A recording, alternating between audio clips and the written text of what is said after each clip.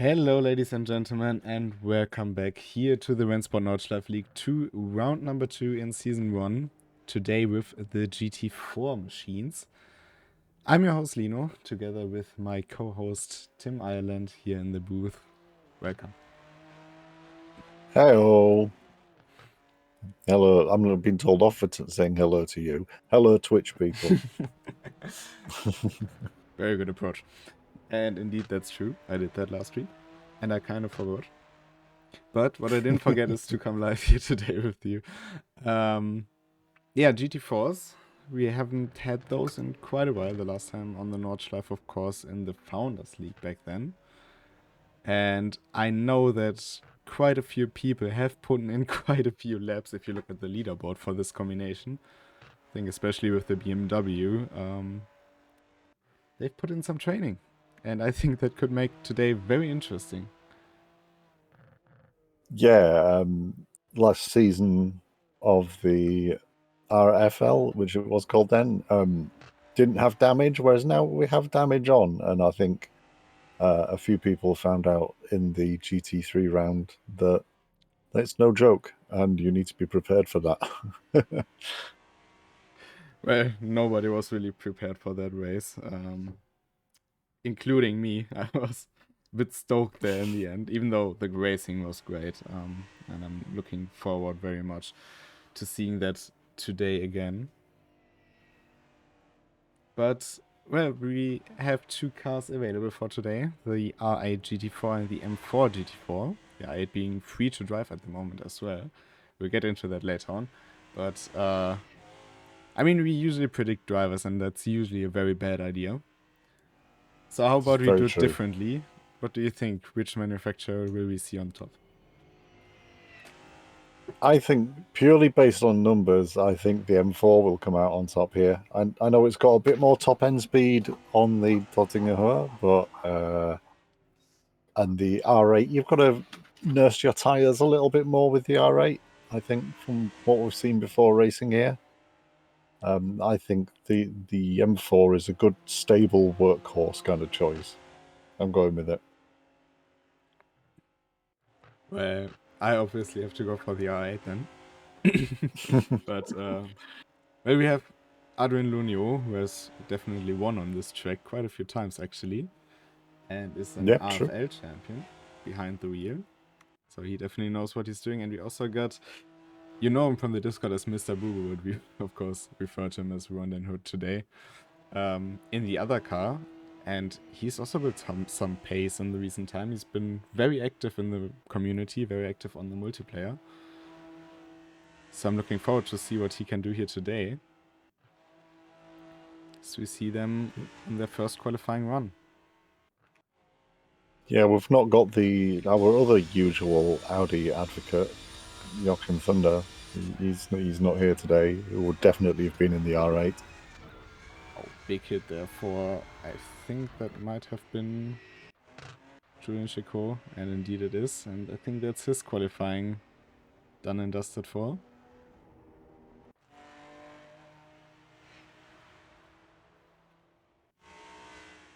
Yeah, his M4 is looking a little bit messy.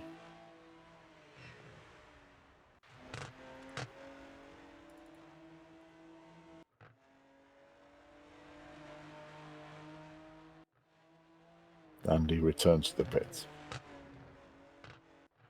I mean, we don't have the biggest grid here today, so it is, I think, not a bad position to start in, but I mean, we've seen it last time around how quickly things can change here. We had pretty much every reason you can have for not finishing this race listed on there. That's true. It was a pretty hard race, but I think most people have learned for that, and I hope that today will be a bit different and continue the high level we had at the start of last race for this one. GT4 is usually a super close class in terms of racing. Don't know if you've seen it, but Joachim Thunder posted some clips from his TRL league that took place on Wednesday, which, if you are active in RENNSPORT multiplayer, is definitely one of the leagues to watch out for. He had a 1 lap long fight with, I Was it Dominic Lala? I'm not just sure right now. Might have been somebody else, but they went side by side throughout one lap of Hoffenheim, basically. Ah, right, okay. I was thinking of the M2s at Jeddah. Oh, that But was yes. also a good one, yeah.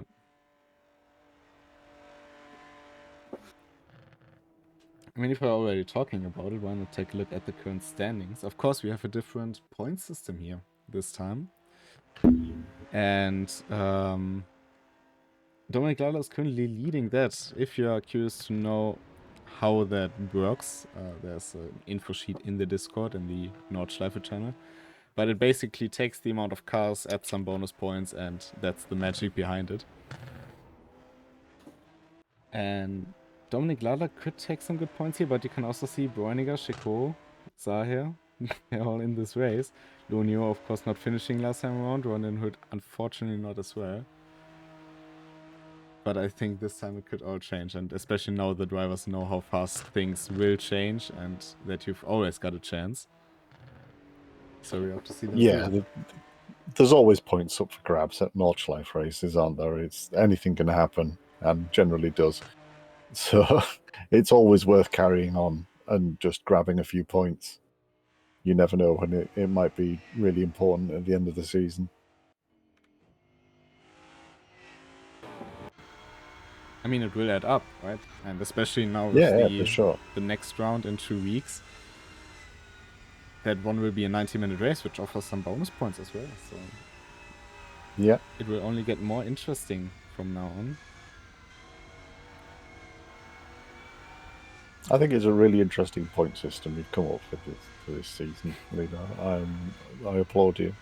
Well done. Well, I didn't do it alone. I had some good input. So, oh, Lunio drifting a bit wide here. But the long run will decide this race, I think. Especially with the different fuel strategies compared to the GT3s. Hopefully Adrian Lunio not running out of fuel this time. That would be a great step. A great first step. But yeah, that's one thing that is very different to the GT3s, I guess. Yeah, the fuel load and how the tires wear will be fairly different, I would have thought, with the GT4s here. They don't have as much downforce. They can slide around a little bit more than the GT3s. So you've got to take care of your tires more, especially those, like I said before, the guys in the R8s. That car does tend to move around a little bit more than the M4. But if you keep an eye on the tire temperatures and make sure you're drive the race, not the lap. I mean, Adrian Lunio was really adamant of getting the R8 for this one. He really wanted a car, so I'm curious to see what he will do with it now. But we of course got a good amount of GT4 BMWs in here because, of course, back then during the EWC you had that car given out to you. Yeah, it was one of our goals for watching the EWC races online on Twitch. You got handed out some M4s, so they're always a popular choice because of that. Even with the R8 being free, you've got to get those miles on the owned cars. Zaha goes quickest. And look how close it is between Lala and Bräuniger. That's not a lot of a gap. Well, to be honest, 0.7 seconds in the top three is pretty close for a top three.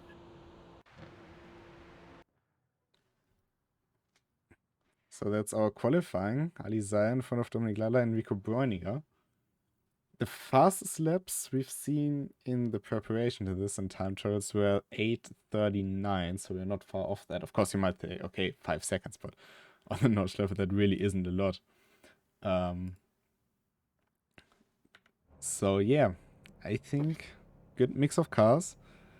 The 3 non-classified in qualifying, Ronan Hood, Julian Chico, and Dennis Kurzer will start in that order, or the Ronan Hood and Julian Chico, because unfortunately Dennis Kurzer wasn't able to join due to an issue we had in the join process, which I hope we can resolve fairly soon.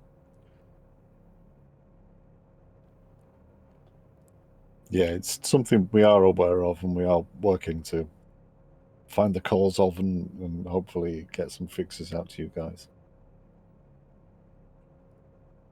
But now we are waiting for this race to start.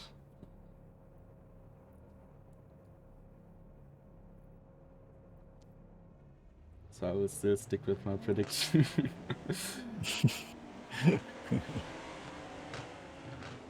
But we start rolling.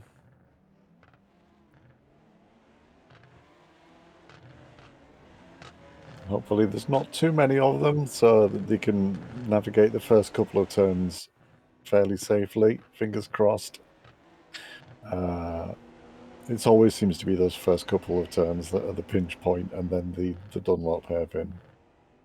Yeah, it really bunches up the field, but we go towards lights out. And we go racing here in the green hell. And it's a very good getaway from P3. I think Lunio lost out a bit. And we go 3 right down into turn 1. Dominic Ladler on the inside. Bräuninger and Chico on the outside.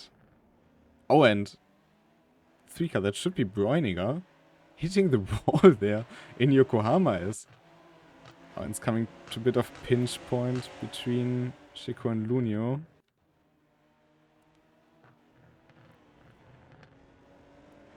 Oh, and Chico tagging.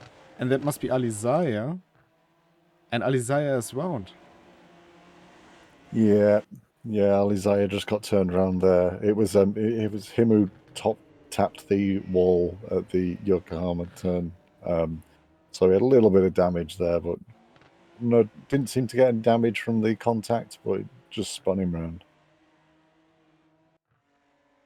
A bit more chaos than you would have anticipated after what you said. Yeah. But Enrico Bräuninger is leading this race, and we've seen that last week. Enrico Bräuninger in a BMW M4 leading this race. And indeed a very angry Ari. I think Lunio was really struggling to get the tires up to temperature now on the start, and Rondon Hood up into P3 due to all of this. Yeah. Julian Segura's not too far behind him right now. He's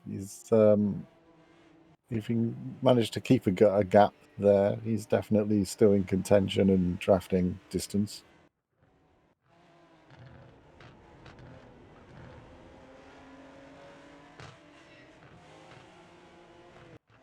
We enter the Nordschleife for the first lap. Depending on how the race pace, we will have 8 laps. Potentially 7, but usually 8.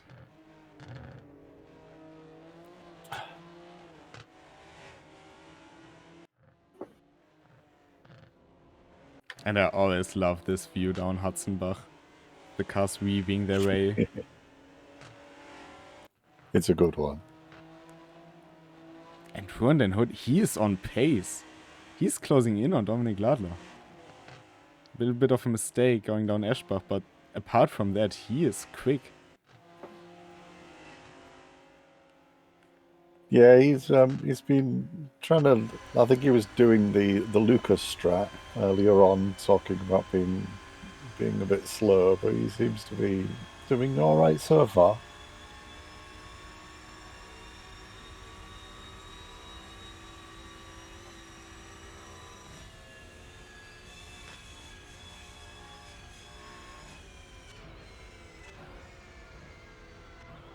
Oh, Lunio going wide.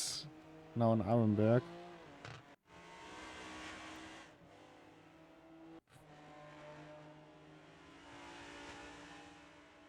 Not the dream start for him, but of course, long race. Lots that can happen.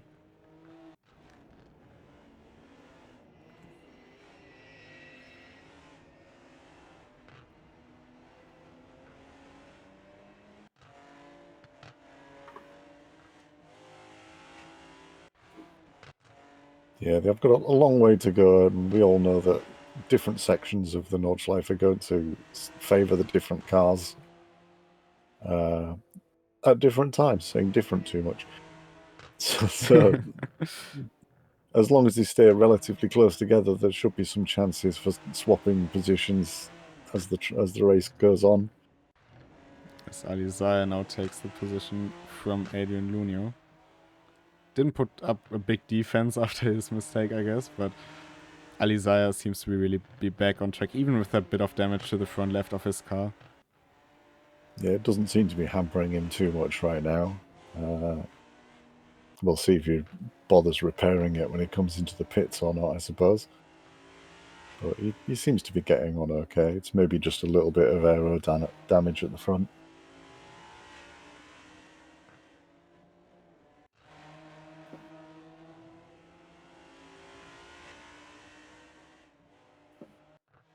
Dominic Lalla has closed the gap to Enrico Boiniger to 7/10.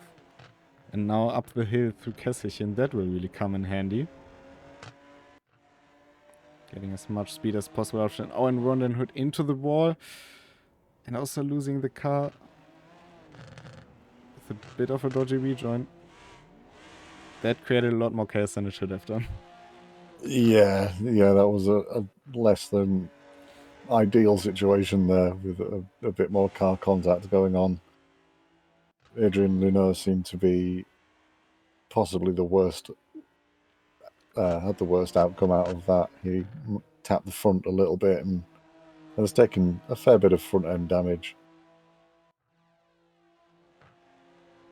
Up front, however, it's getting increasingly closer. I mean, Lunio is now in a bit of a boat that Alizaya found himself in last time.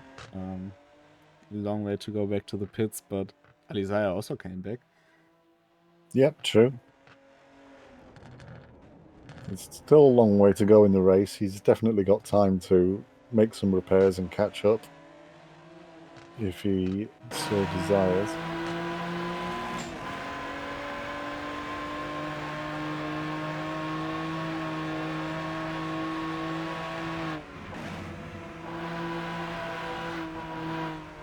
Rowan de Herd also took a moderate amount of front end damage, so he might be looking for a slightly earlier pit stop and getting that fixed. We'll see how his pace carries on. I think we might see some relapse stints from Boiniger and Lala. I'm not sure about the other cars, if they would prefer to come in, sort their situation out first. Lunio definitely will, I think, but I wouldn't say any one of them is out of the race for now.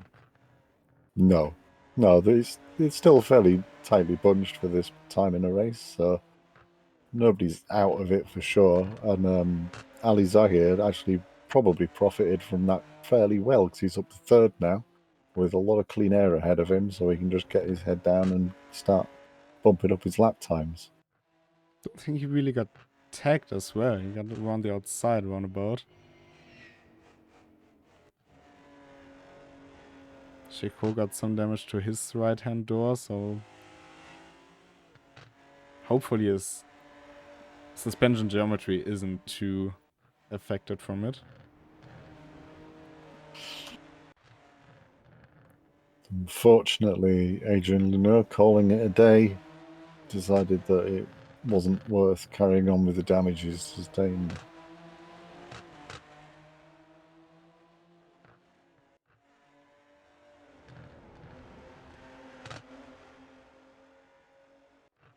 But now here comes the fun. Two BMWs, nose to tail.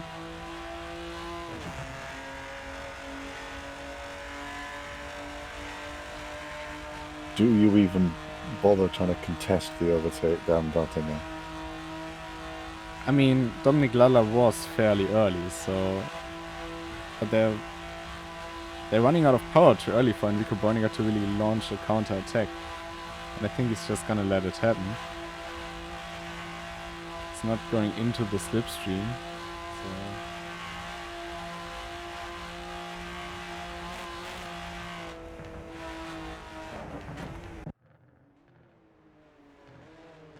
Dominic Lalla into the lead of the race. Gaps maybe a little bit Oh, and too Boiniger big. coming in. Oh, interesting move.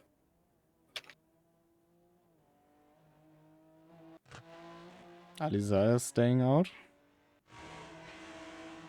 Bräuninger had a drive-through penalty, presumably for start. race start. Oh, that's interesting.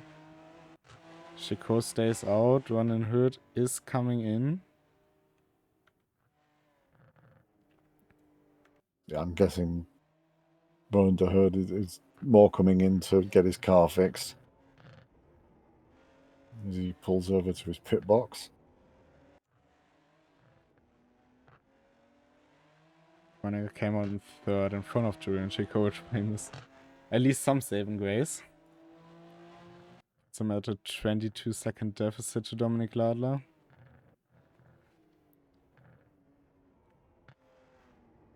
Ronan de Herd did fill up a little bit, but he's got his car fixed, then he's back on the move again.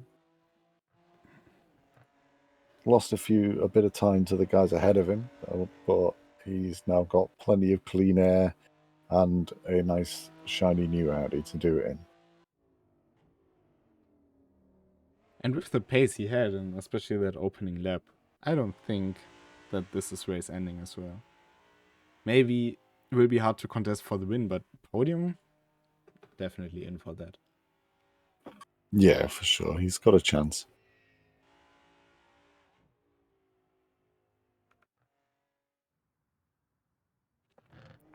It will be interesting to see how the gap between Alizai, who's just drifting through Vedol there, and Dominic Ladler is going to change over now this next lap.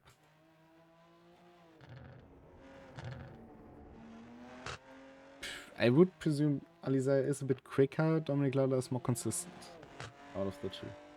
And we've seen Alizai in a BMW M4 GT4 doing some crazy things on this track. If you think about a certain drift through Schwedenkreuz and all that kind of stuff. Yeah. Yeah, he's definitely can be an interesting driver to watch. But yeah, like, echoing, I suppose, what you just said, Dominic Ladler is very consistent.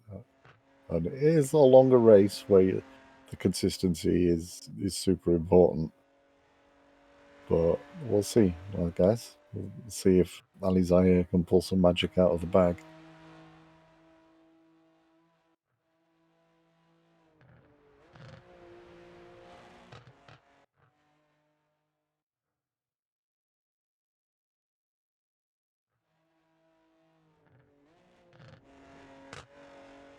I think we will see him gain more in the later sections of the track that require a bit more aggressiveness to be fast.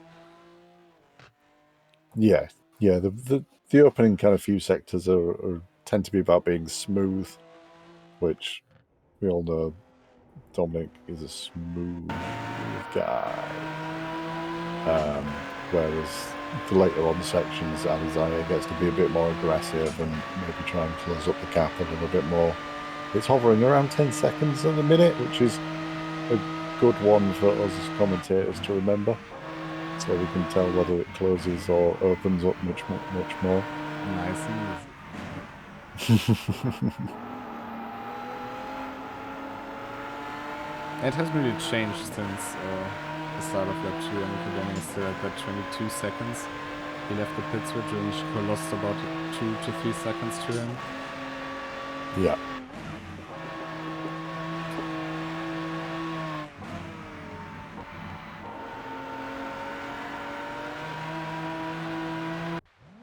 We'll finally get the first kind of first flying lap times when they finish this lap, so we can kind of see what type of pace these guys are pushing. Yeah, and it will be very interesting over the race distance as well. I mean, we still got the pit stops, of course, later on, which might shift things around, as we've seen in Road Atlanta last week. Yeah. So some interesting things can happen when you put pit stops into races.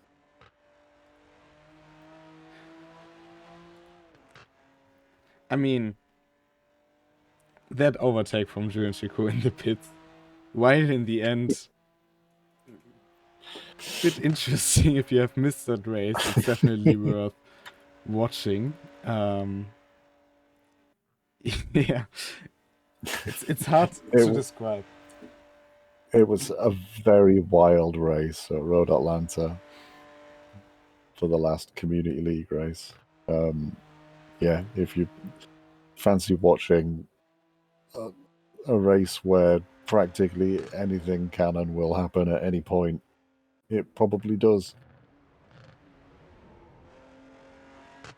It was a lot of fun though, even though our brains were a bit deep fried after the race. There's no other way of putting it. It was a lot of entertainment. And meanwhile, I reached out to Adrian Lunio, and he said it was for physical reasons, so his body not quite up to the job of doing 1 hour race. But we really respect him turning up anyway and trying. Yeah, it can't be kind of understated, really. I know it's easy for us to sit here and kind of say, "Look, sim race for an hour," and blah blah blah, but it does require a certain amount of physical and mental effort to concentrate on a track like the Nordschleife for 60 minutes. It's not a forgiving track, so you need to really be focused and try to keep your mind on exactly what you're doing. And if you're not feeling great physically, then that starts to affect you mentally as well. It's something that is very hard to explain to people that are not into esports and especially sim racing. I mean, in other esports, of course, they might also be very demanding, especially like mentally, but you usually don't have that much movement involved. But in sim racing, you move a lot. Especially if you have a higher force feedback setup, direct drive, whatever, it does get physically demanding after a time. And it also gets very warm in a room if you have certain wheels. Even if you don't have any heaters on, it will get warm. Making the whole experience just a bit more realistic if you think about it. But it really can't be understated how demanding something like this can be. Yeah, if you've got one of the higher powered direct drive wheels, some people like to kind of feel like they're muscling their car around a track. I know I kind of like my force feedback up quite high. I'm not bragging. I'm just saying it's a choice. Some people have it very low. But if you do have quite a high force feedback, you can feel it after an hour, or if you're double stinting in an endurance race, it can get tiring. And in summer, you can get kind of sweaty. Yeah, that can happen quite quickly. I mean, if you really want to know how painful sim racing can be physically, just smash your hand against, I don't know, a metal sheet. So, and then try to drive with it. Not saying I did that. I mean, it wasn't a metal sheet, it was a metal part of a car. But yeah, it can be. Let's say you feel it quite well in that spot of the hand. And actually, Yeah. because I was talking to Moritz Löhner about it once, during that time, where I had that injury. And he told me that he also once drove with like a cut in his thumb, like a pretty deep cut in his thumb. Yeah. And yeah, and Aliza is in the pits. First real pit stop. Filling up. Julian Chico's staying out. He is repairing his damage and changing tyres, so it's a long stop for Aliza here. See if he comes out in front of 100, who has smashed up his car quite a bit up front, but still carrying on.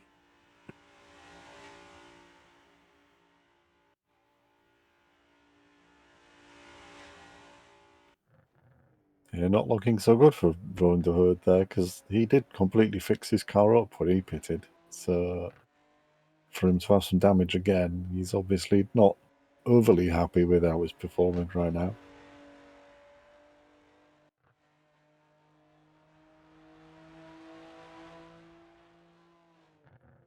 Dominic Ladler seems to have pulled about 10 seconds out on Enrico Breininger at the front of the race. The gap was about 10 seconds when we were talking about it because it was a nice, easy number. And now it's up to 22. Well, 21 and a half. Well, he made up half a second in the last lap.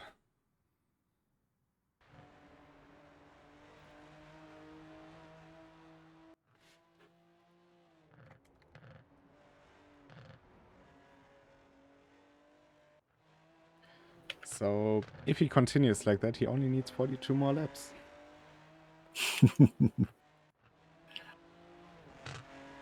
And Rowan the Hood back in the pits, getting a nice fresh Audi. His team boss will be cursing him.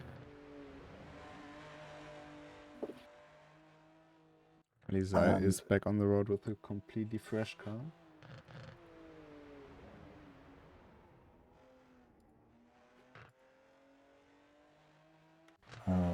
Rowan the Hood has got a drive-through penalty for speeding in the pit lane, unfortunately, compounding his dreadful start to the race.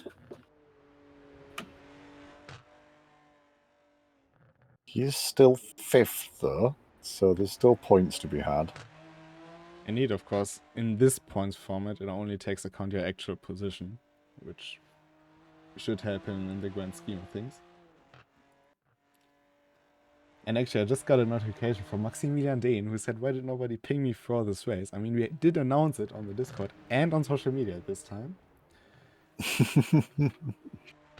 Would have been an interesting return from the Season 1 AFL champion.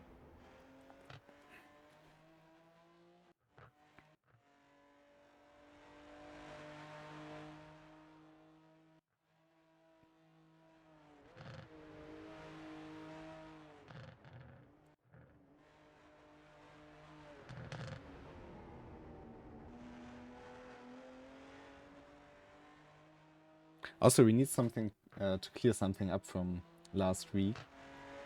Because we weren't quite sure. Timothy Fritsch actually isn't part of the TRL lineup. If you want to call it that. He's just a regular in the TRL races. Doesn't discredit anything from his win, but just wanted to get that straight.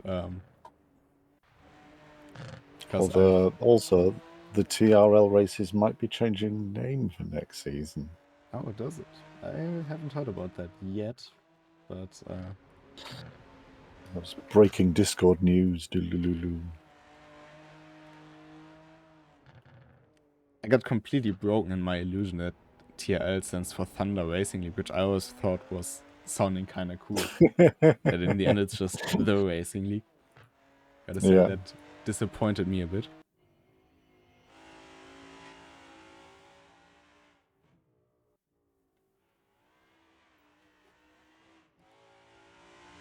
So you can just rename it to Racing League Thunder.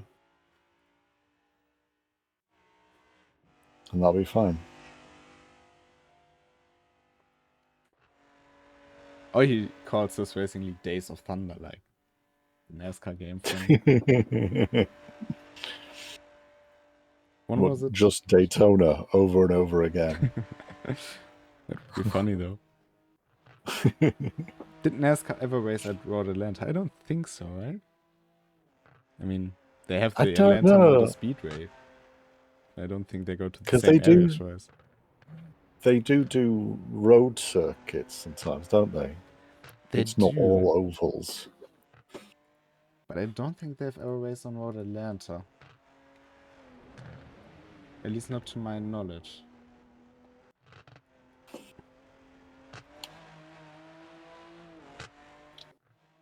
The Busch series has, like the second division, but not the Cup series.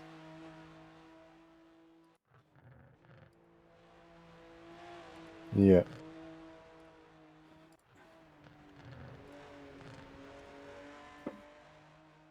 But that doesn't mean we couldn't do it. If we had some NASCARs, which we don't. Who knows, maybe for the Seems future. to be a flaw in my plan. No stock cars.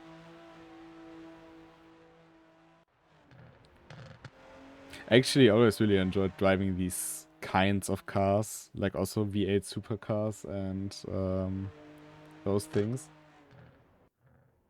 Oh, a bit of a drift there from Enrico Borninger. It was a bit. Just showboating for the crowd. That Yeah, gap is staying I always... super consistent. It is. All of the gaps are staying fairly close right now. There's not a lot of variation going on. Oh, too hot into the turn and into YouTube corner slams the side wall. It's just experimenting with line choices. It's fine. I mean, he did it for the cloud anyway. I mean, Yeah. a lot of people on standby there filming. His car seems to be remarkably clean after that. Not a scratch on it. You see some minor things, but what I'm curious about is, oh, interesting situation there, but any suspension damage on that one, because this is kind of an angle you don't want to hit the wall in with your suspension. That's very true, yeah. If you hit wheel first, then it's going to be some kind of bending going on in the steering rods, which would not be great. I'll try and keep an eye on his inputs and see if he's driving straight or not. I mean, something definitely seems to be a bit off there, but we will see. I mean, we will see if he comes in. He thinks. Yeah. Yeah, it's about halfway through the race, so if he wanted to come in for a quick repair, that'd be fine. They will have to come in anyway, I think, now. Lap 3. Yeah. 4 laps He is a bit left hand down right now, so he's definitely got a bit of suspension damage. Seems like the car's dipping a lot more on the front left. And it's crabbing, so yeah. Yeah. But that will bring Alizaya and Julian Chico back into the picture, I think. Yeah, for sure. If he has to stop for some repairs, that will definitely eat into the gap between him and Julian Shakur, which is not a very big gap.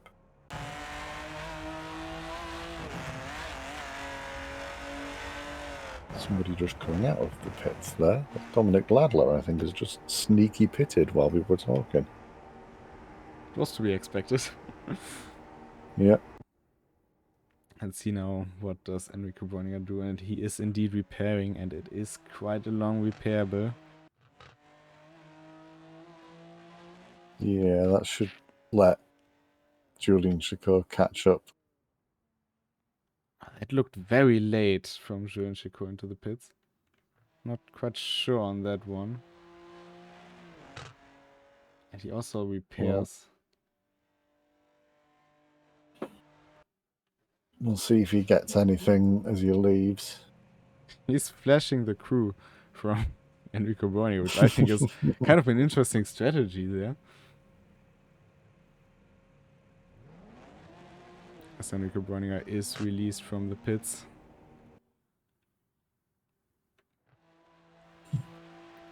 Alizada coming down Hohenrhein. Borninger leaving the pit. Yep, no additional penalties for him, so he's clean and ready to go. Obviously, Dominic Ladler had 0 repairs to do, so he's now got a fairly hefty lead.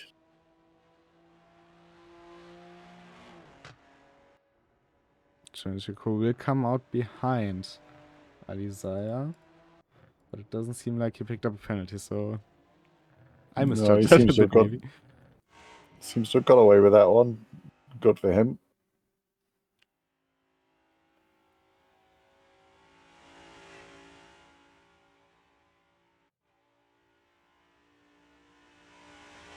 Rowan DeHood probably will come in and serve his drive-through penalty that he picked up last time.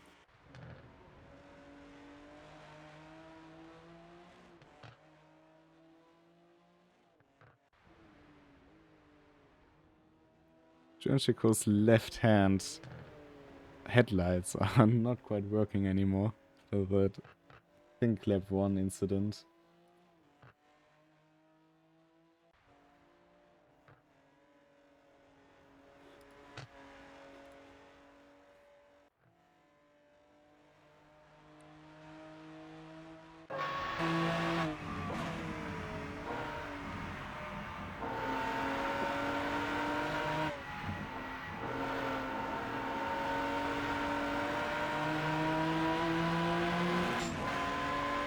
If you take a look at the map, you can really see the dimension of the gaps with Dominic Ladler.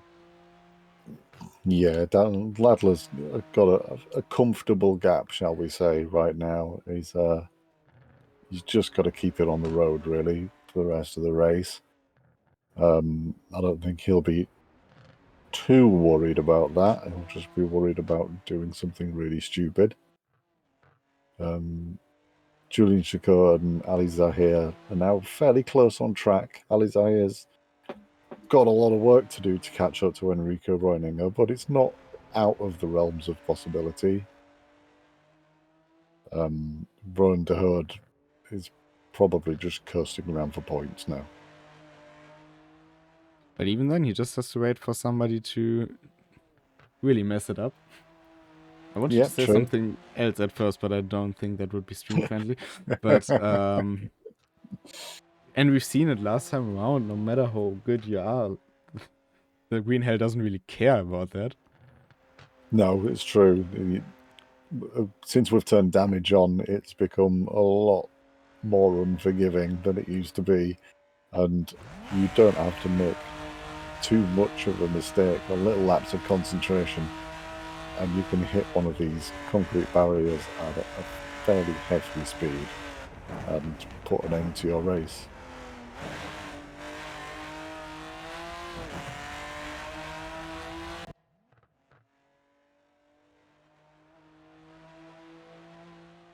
So you never really know what's going to happen at a Green Hell race.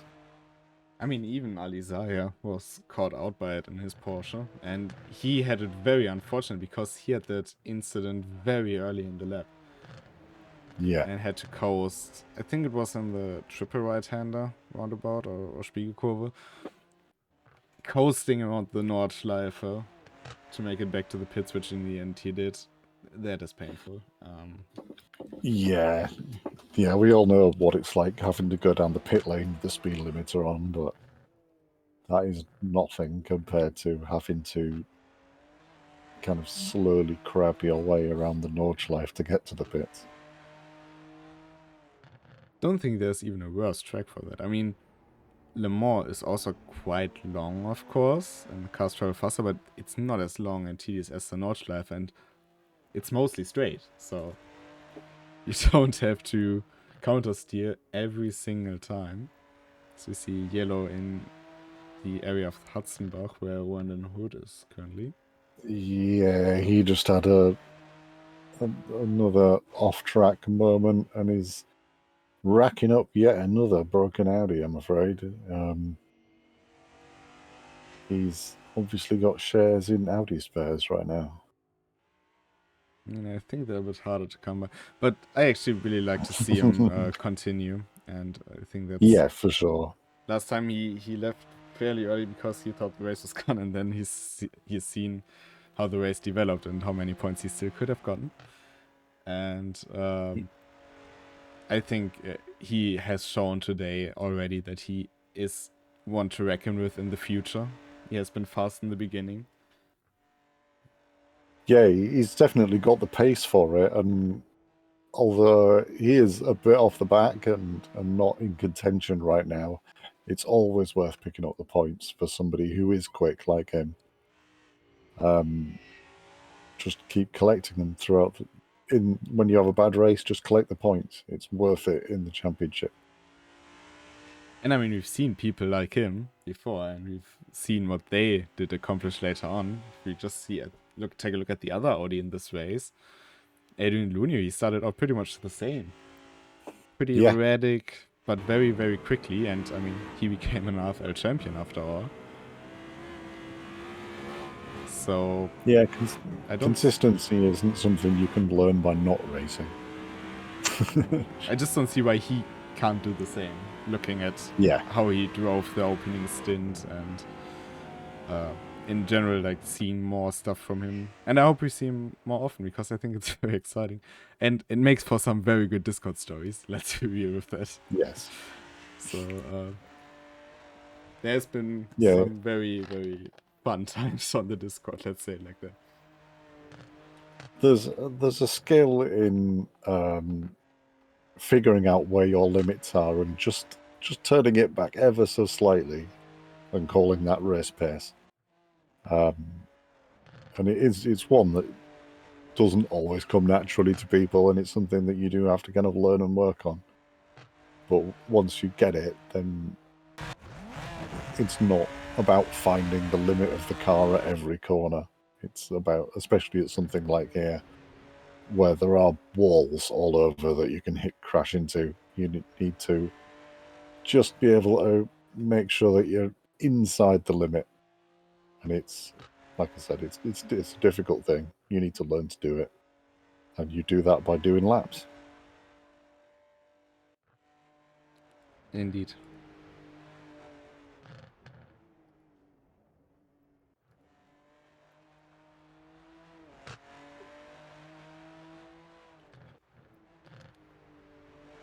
What we've talked about earlier in the stream, or mentioned at least, is how currently the Audi is available for free if you want to drive it. Just go out there and drive it, even if you don't own it. Yeah.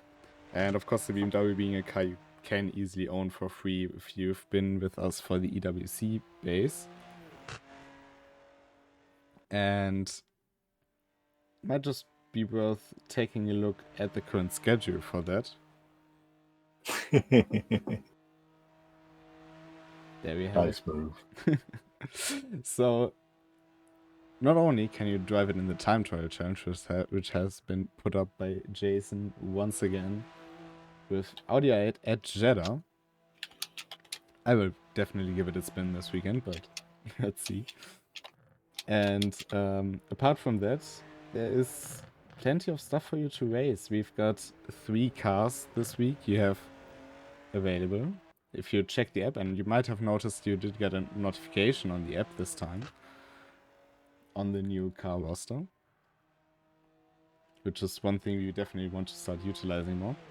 You will see that you get the R8 GT4 for free, the RS3 TCR, and the Mercedes GT3, which you can use during the week, which should give you plenty of stuff to race. I mean, you can see it on the schedule.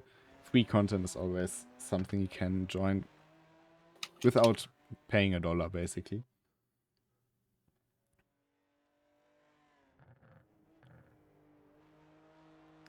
And tomorrow, of course, we will have another broadcast here on this channel. And I don't know, do you want to announce what it is? Or I can't remember what it is. I'm not surprised, even though you're not Remco. Tomorrow we will be go racing with the BMW M2 and all GT3 cars at Hockenheim for a 1 hour race. At Hockenheim, makes sense. But Ali Zahir is in the pits, and he has a very smashed up car. Right hand side, very damaged.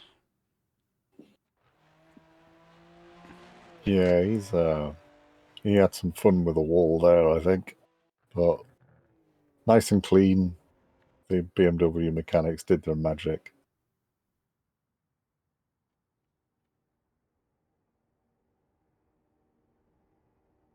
Out of the pits.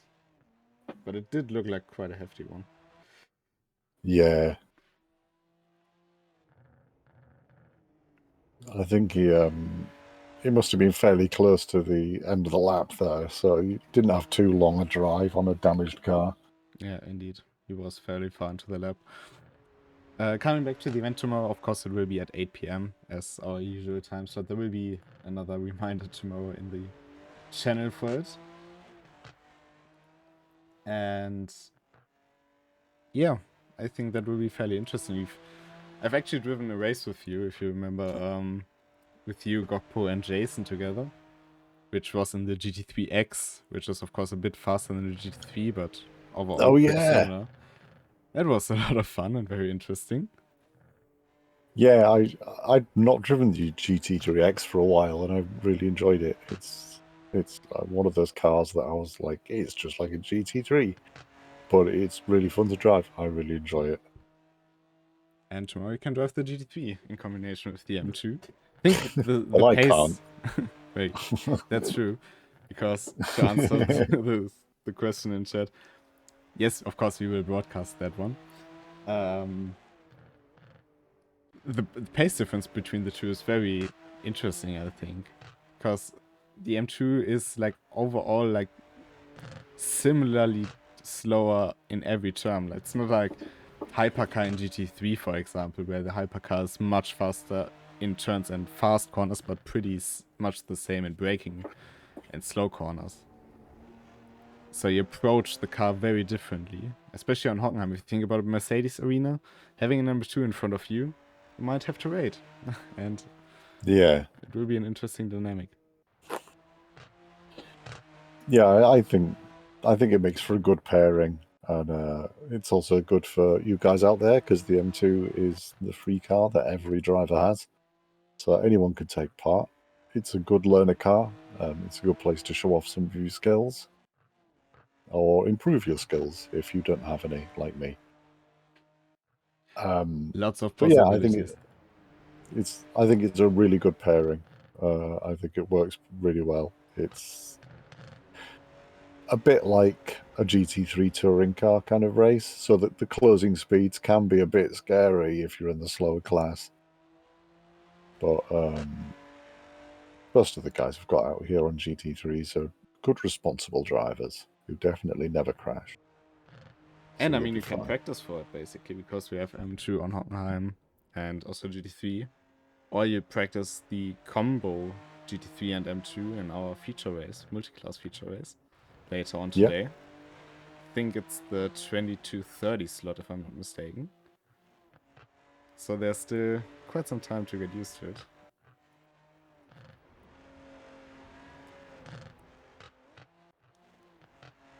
And next week we will actually also be at Hockenheim. So we will stay at Hockenheim for one What? more week, because the next season of the RENNSPORT Community League will start. And it actually, like, we haven't announced that much about it. There will be an announcement on Monday. But it will be starting in Hockenheim. It will be a legacy season. That's pretty much all I want to say about it. And I think it will be very interesting with to see the differences between what we had back then, what we have now. It's not a direct throwback to the first RCL season, but to the first ESL season we had in game. I mean, you will surely remember the race for tracks we had, basically. Yes. Yeah, God, that was it feels like forever ago. But yeah, it's Hockenheim is like a bit of a spiritual birthplace for RENNSPORT in many ways. So it's always good to go back to it, and it's a great racing track. It's got a bit of everything. A really punishing third sector if you get it hideously wrong.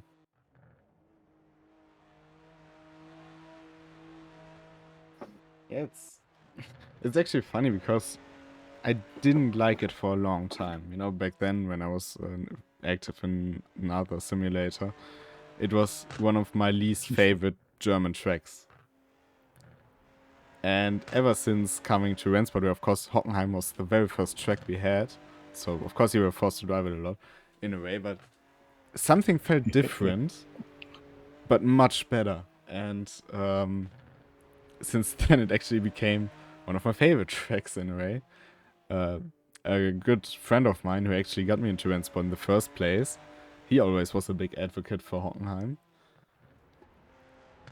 And I can see why nowadays. It is a very, very good track. And I know there are people out there crying about the Formula One days from the 80s and 90s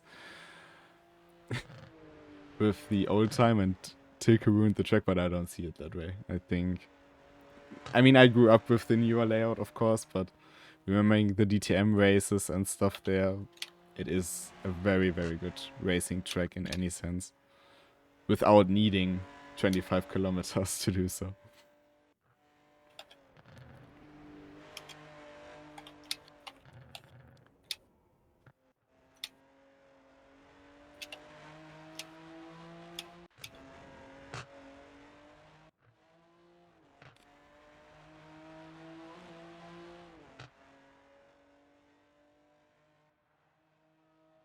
Dominic Ladler starting lap number 6.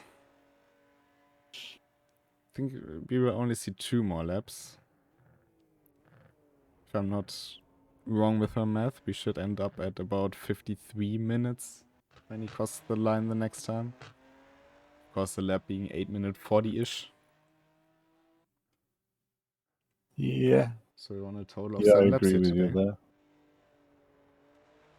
But yeah, kind of throwing back a little bit, I always found it strange how one track can feel just a little bit different in each sim. And it is funny how a favorite track in one sim, you can try it in another one and really not like it.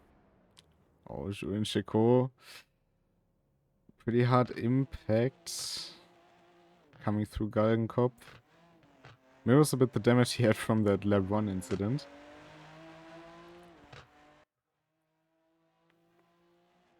The car seems to be going about straight. And here's Ali Zayas doing... okay, maybe not as straight anymore, but Ali Zayas only 30 seconds behind, so if he goes into pit, Ali Zaya will move up a position. Not to disturb you from what you were talking about. No, I pretty much got to the end of that point, to be honest. Yeah, Julian Chico, he's got some damage, but he doesn't seem to be steering funny. So he's maybe going to stick it out for the rest of the race and see if he can hold Alizai off.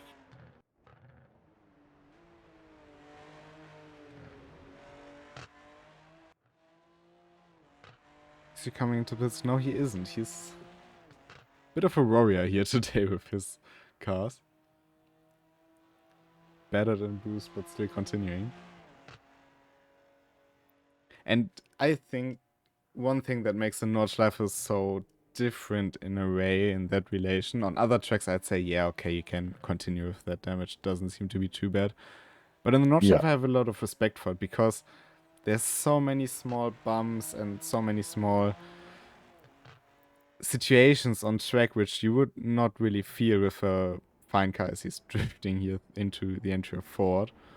But I mean, we've seen how punishing the track is. We all know it. And just a tiny bit of damage can amplify everything. And especially since the Nordschleife is such a rhythmic track. Like I think most people would agree on that. You don't drive it by hard braking markers and stuff. You drive it by feel a lot more. And something is just wrong in that feeling that can throw you off so easily on a track like this.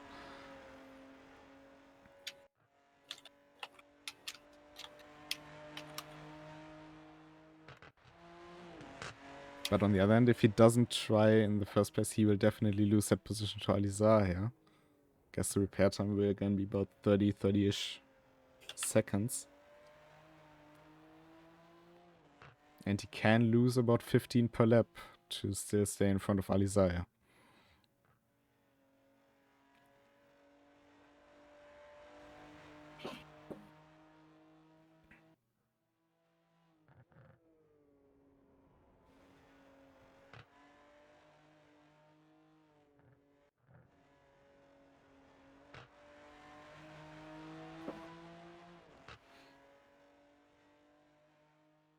Yeah, I don't think Ali Zahir had a good last lap either. His last lap time is 9:48. I can't remember him. Did he go in the pits last lap? Yeah, he did, to repair the major damage on the side. Yeah, his car's looking pretty clean. On one hand, you might think, yeah, simulator can do all of that stuff. And then you look to real world GT racing and you see, yeah, about right. I mean, especially on modern GT cars, both GT3 and GT4, it's crazy how quickly and how much you can repair on those cars. If you think, for example, the new 296 and the Porsche 911 992s, oh, big drift there from Alizar. Well caught. You can change half the car in about 30 seconds. Yeah, they've very much adapted the designs of the cars over the years to try and optimize being able to repair them quick. Because if you're doing a full season of endurance racing, things are going to break and are going to need changing. So they know that it's not an if, it's a when statement, and they do seem to be adapting the designs more and more to be able to cope with all manner of mechanical oopsie-doodles as quickly and efficiently as possible.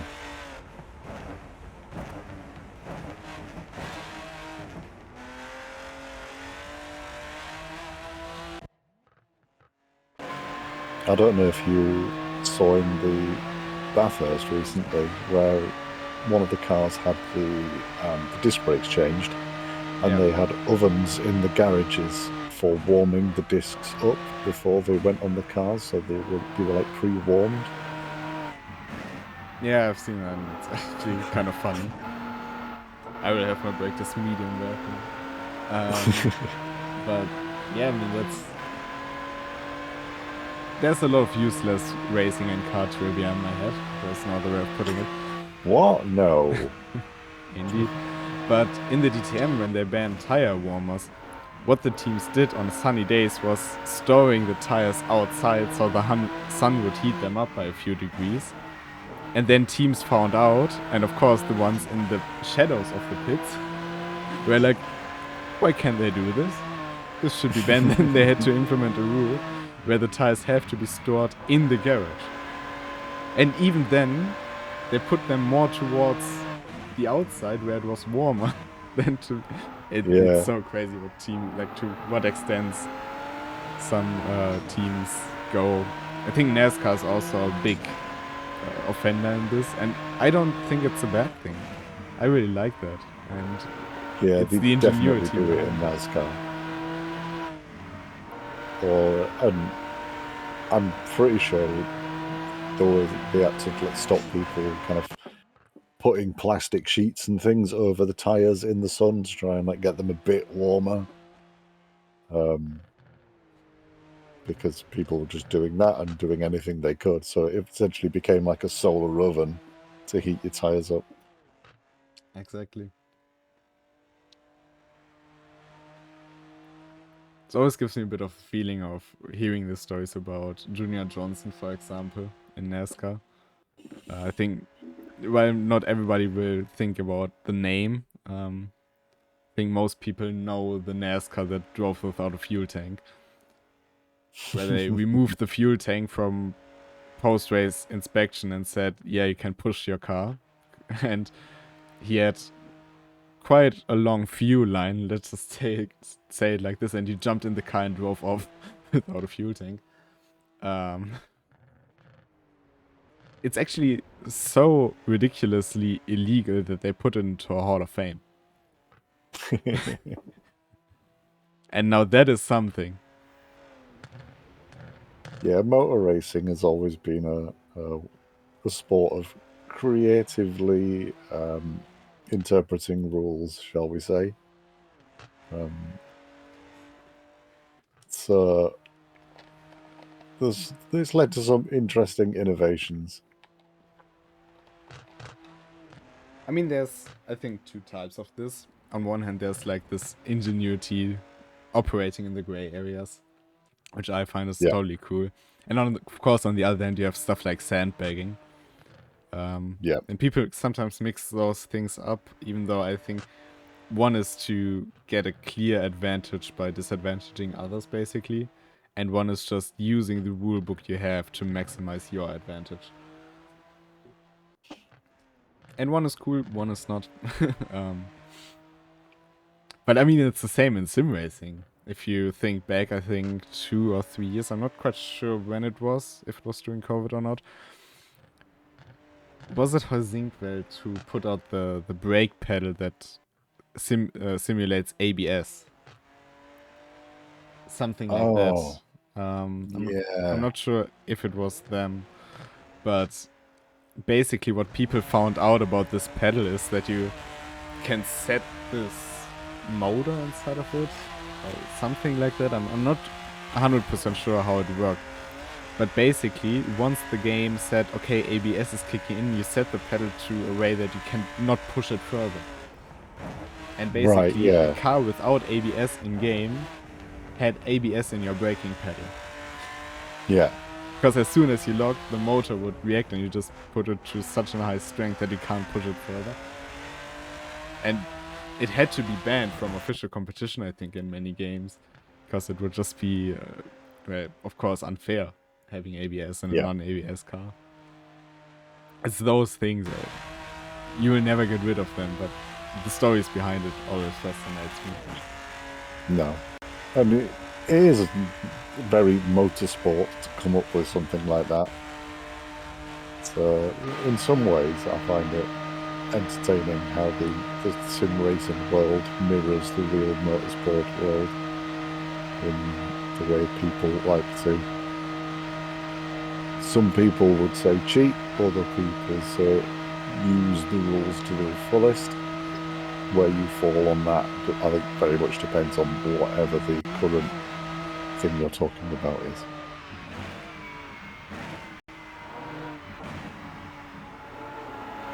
Meanwhile, now we go into the final lap, and Alizai has closed down the gap to 7 seconds on Julian Chico. So maybe the damage affecting Julian a bit more than we might have thought, but of course, as I said previously, it was his only shot at staying on the podium.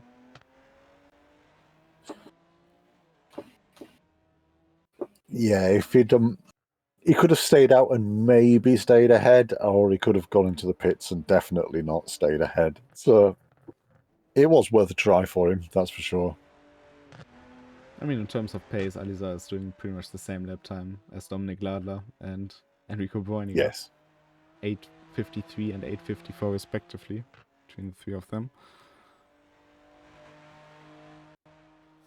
Yeah, except for Julian Chico, who's got damage, as we've said.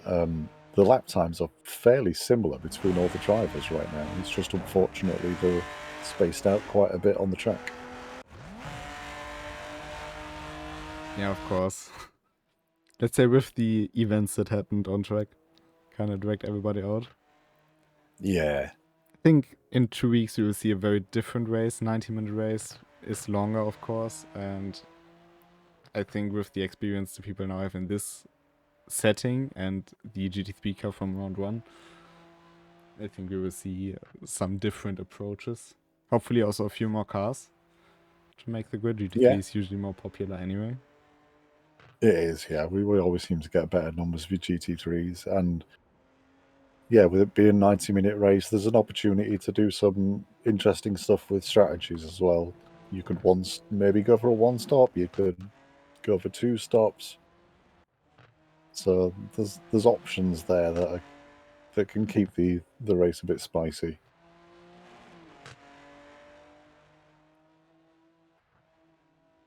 Sun is also setting. We are currently at 7 PM in-game time.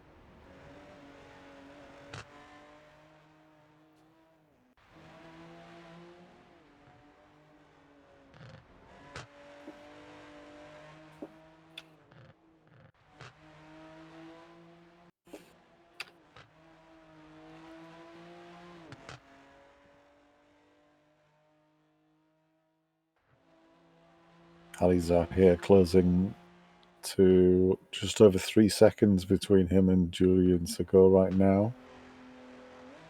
So he's going to start getting little peaks of the M4 ahead of him on some of the longer bits of the track. He knows the gap's been closing up. He'll have been keeping an eye on his delta, hopefully not too much, and concentrating on the road. But he definitely got an eye full of it then.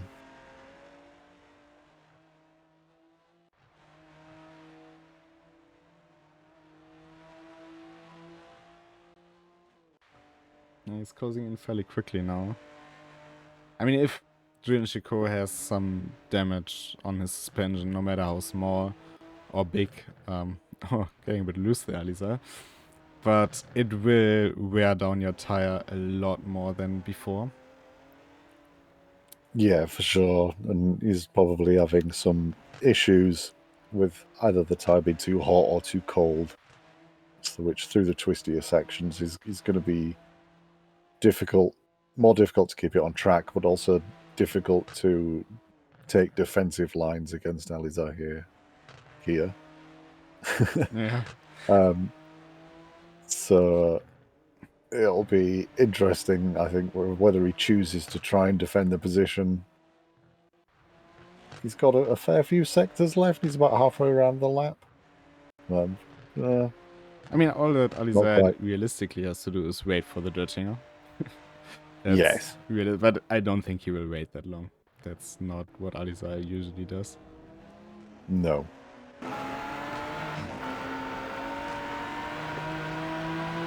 No, he's caught up fairly quickly in the first 4 sectors. So he's probably going to be looking to make the move before Dottinger and be a bit more comfortable for the rest of the race. But let's see if Julian Sikora makes it that easy for him. I mean, he left a gap to Julian Sikora. He didn't want to get too close. Maybe he's seen the state his car's in. And maybe he doesn't want to risk it after all. But yeah, of course. Also, one misjudgment and your race can still be over. He's also been lapping about nearly 20 seconds faster than Julian Sikora, so his kind of rhythm is going to be very off what that is off Julian Sikora. So he may want to kind of stay clear for now and not make a bit of an accidental braking move or get caught out by Julian braking earlier. Another drift here. Going into closer tire.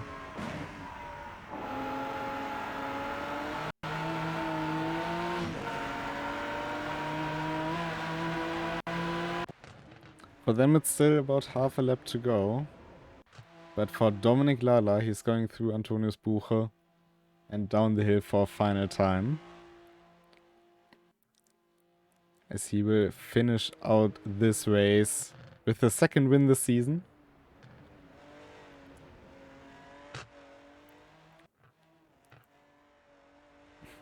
Also drifting a bit, but I think Alizar has got that nailed down. So, congratulations to Dominik Ladler. Yep. Sorry we haven't seen much of you this race, Dominic. You were off the front and way ahead. A well-deserved win. Your consistency won through yet again.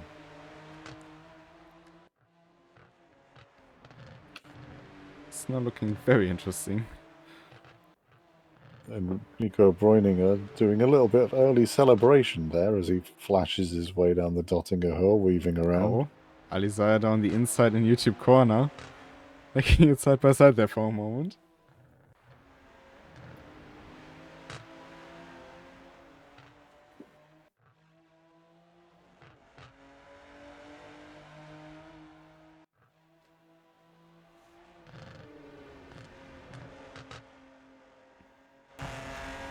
Let's take a quick look at Enrico Breuninger.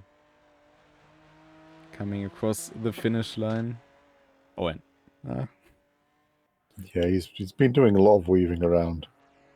He almost ended up in the wall on Dottinger Hill with his premature celebration, though. The key is almost.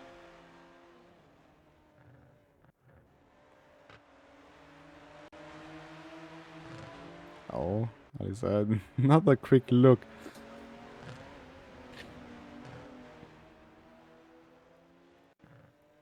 Would you call that active bump drafting? But, I mean, I'm confused now. Jules Chico is now in slipstream position. I'm not sure if his car will have the top speed available to him with the suspension damage, if the rear will drag on, but if he can slingshot past Alizar here, this was a 500 IQ move by Julian Chico. He's going towards the outside. Now does Alizar have the time to respond? He's going into the system, but I think...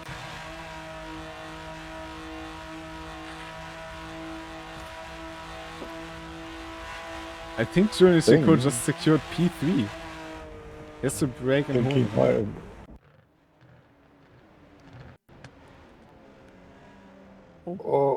Oh. That was a late attempt by Ali Zahir there, but yeah, I think you're right. What a strategy deployed by Julian Chico to stay safe on the podium. I mean, we've talked about it a lot of times, but I've actually never have seen it in the Nordschleife or Founders League that people do that. It was a pretty awesome move to finish the race with. Well done, Julian Chico. Commiserations, Ali Zahir. So the final order is Dominic Lalla, Enrico Bräuninger, Julian Chico, and Ali Zahir.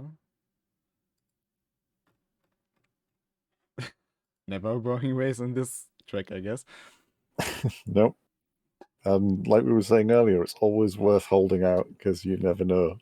You just never know what might happen. And if it doesn't happen, you can sometimes make it happen, like Julian just did.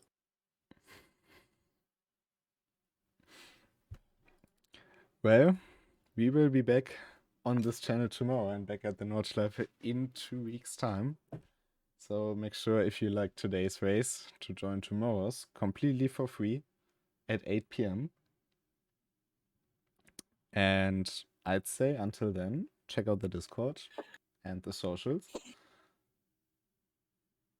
Do you have anything to add? No. Just keep trying. Always keep trying. It's worth pushing till the end, obviously. Thanks for everyone who took part. And yeah, see you tomorrow. Bye-bye. Bye-bye.